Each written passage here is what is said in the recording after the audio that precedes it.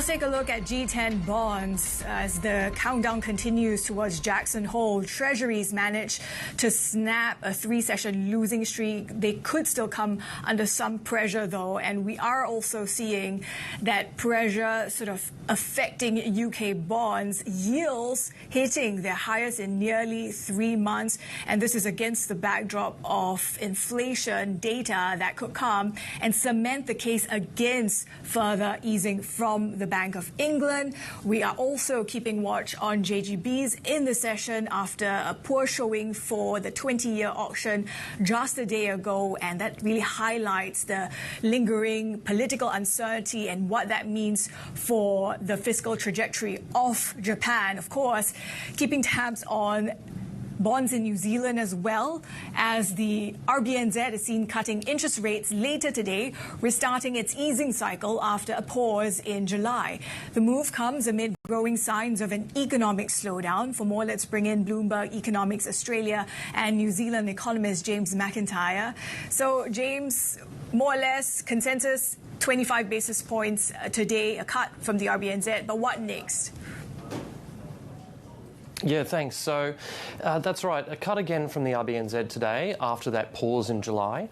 It does look that we have seen the RBNZ, after delivering 225 basis points of rate cuts so far, that we're moving into a different phase of their easing cycle, a much more drawn out and slower phase. So our view is that they've still got a few more to go, but that those will be quarterly rather, and that we're likely to see those pauses that we saw in July between each of the key quarterly meetings coming through.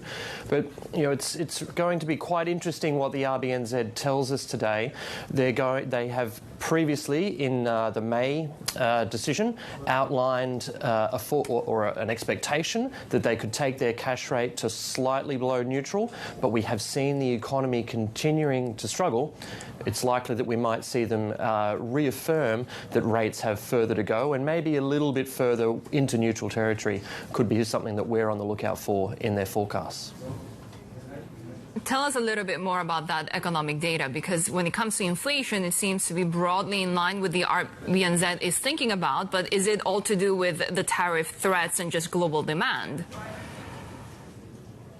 Yeah, so what we've seen when it comes to the inflation or the data that's come through since we had not only the July meeting but since May, but especially over the last couple of weeks, the inflation indicators, so there's some monthly data that comes out, and that's shown a few little hot points in the inflation basket, things like food prices ticking up. But we know that when we break that down, that's a story that's also benefiting economy from an income and a trade side. So whilst the US has announced that New Zealand's tariffs will go from 10% to 15%, on the other hand, the surge in dairy prices and in meat prices is giving an overwhelming export boost that's going to more than compensate for that.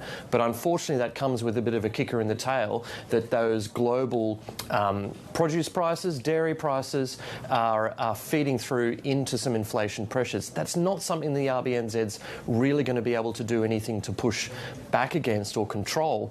And at the same time, when we do look at things and we look at the domestic economy, confidence not so hot, especially for consumers, and the labour market looks like, instead of having a turnaround, which was how the RBNZ saw things in May, that it's continued to get worse and worse and worse. And so there's a little bit of work there that, even with maybe some bubbling inflation pressures, global inflation pressures still lingering a bit, that labour market is going to be something, that data there is enough, we think, to drag them over the line, not just today, but over the course of the coming months again. Yeah, James, I was just about to ask you if we could just pick up on that point on what you're seeing in the labour market. The RBNZ could focus on it. What do you think we're going to hear, perhaps post-decision as well? So when it comes to the last big discussion on the labour market, the May forecast, the RBNZ had said that they thought that the labour market was levelling out and about to begin an upswing, a cyclical recovery. Unfortunately, that's just not how it's turned out. We do get weekly data on the number of people receiving payrolls in New Zealand, which the tax department provides through to the Stats Bureau. That's showing that there's less people employed today than 2 years ago in New Zealand. And the monthly data that the RBNZ was relying on, that's been revised away. So that stabilisation and early nascent signs of an upswing is showing that actually things are going in the other direction on the labour market. So that's something that the RBNZ is going to have to come to terms with and acknowledge that. And when they do, I think it means they're going to be calling for that cash rate to be going a little bit further below neutral next year.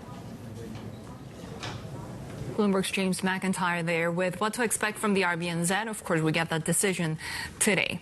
Staying with central banks, Federal Reserve Governor Michelle Bowman says she's staying focused on her regulatory portfolio, even as speculation grows over the succession plan for Fed Chair. Bloomberg spoke exclusively with the Vice Chair for Supervision ahead of this week's meetings at Jackson Hole. Well, right now I'm committed to doing the job that I have, and we've really hit the ground running with our request for information on check fraud and other payments fraud, with the SLR proposal that we just put out, the LFI rating system. We're taking a really hard look at our supervisory components and across our reserve banks as well as at the board to ensure that we're focused on material financial risk. So I have a big agenda. We're moving through it quickly. Obviously, we need to get the capital proposals completed in the near future. But, you know, I'm really focused on the job that I'm doing, and I'm grateful to the President for appointing me and the Senate for confirming me to this role. So that's what I'm focused on right now. Well, some Republicans on Capitol Hill have suggested that we should change this three-headed regulatory system and maybe take regulation away from the Fed. What are you telling them, and what do you think the odds of something like that happening are? Well, I think the most important part is to remember that we have a banking system that's a dual banking system. So we have national banks and we have state chartered banks. And the FDIC and the Federal Reserve oversee those state chartered banks together with the state banking commissions. So I think it's important that we maintain the ability to oversee both the state chartered banks and the OCC with the national banks, and that we have a rational framework that is very similar for all of those banks going forward, so there's not arbitrage between the three regulators. But Congress is obviously responsible for making any changes to that system, so I'll be working closely with them to ensure that they understand what we're focused on and what we're doing that's supportive of the efforts of all of the agencies together. So you come out to Jackson, but you also go up to Capitol Hill a lot. I spent some time on Capitol Hill, absolutely.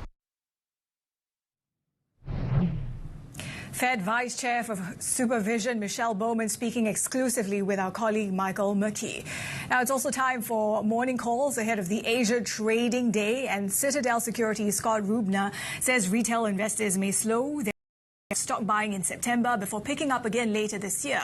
In a note to clients, Rubner called the surge in equity purchases structural, not cyclical. He says it's driven by consumer health and market engagement rather than a passing trend. And Avril, Bank of America is advising clients to sell 20-year Japanese government bonds, citing rising political risks. Strategists Oliver Livingston and Tomonobu Yamashita say expansionary fiscal policy is now inevitable after Japan's ruling coalition lost its majority in both houses.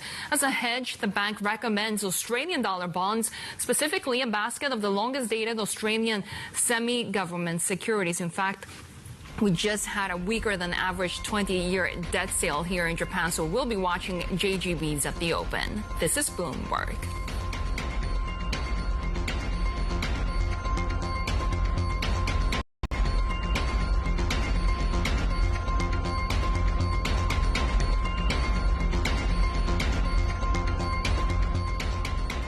According to an IBM survey of over 2,000 CEOs worldwide, only 25%